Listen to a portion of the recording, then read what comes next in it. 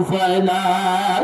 হযরত ওমর ফারুক রাদিয়াল্লাহু তাআলা আনহু এই চিন্তা কইরা বাবা, এই চিন্তা কইরা রাষ্ট্রের ভিতরে ঘুরতে আছেন। দেখতেছে মিট মিট করে বাতি জ্বলতে আছে। ওমর ফারুক যায় দেখে ছোট্ট একটা তাবু দিয়া খিমা গাইরা, ওই তাবুর ভিতরে একটা মহিলা একটা পাত্রের ভিতরে কিছু পাথর দিয়া পানি দিয়া নাড়াচাড়া করতেছে।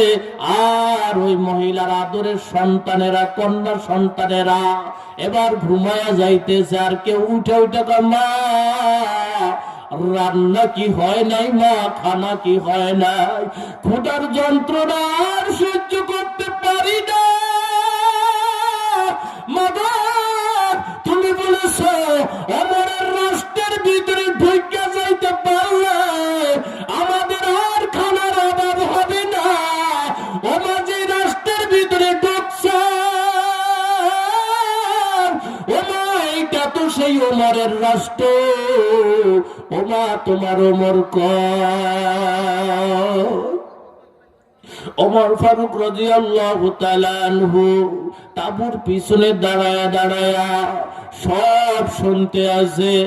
ওমর এবার ডাক দিয়া কয়, আপনারা কারা?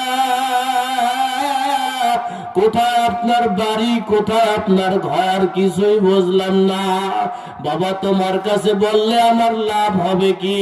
আমি আসছিলাম ওমরের কাছে, আমার কন্যা সন্তানেরা না খায়া রয়েছে, আমার স্বামী যুদ্ধের জন্য, ইসলামের জন্য শহীদ হয়ে গেছে, আমার এই সন্তানেরা না খাওয়া, আমার পেটে ভাত নাই, পিঠে কাপড় নাই। দেখো না পাগলের মতো আসছিলাম ওমরের দরবারে। কয় ওমর তো খবর নিল না, আমি আমার মাওলার কাছে ওমরের জন্য কেস দায়ের করে দিব। এবার ওমর ফারুক রাদিয়াল্লাহু তাআলা আনহু দৌড় মারিয়া কয়, মা এই জায়গায় একটু অপেক্ষা করেন, দেখি কি করা যায়। ওমর ফারুক রাদিয়াল্লাহু তাআলা আনহু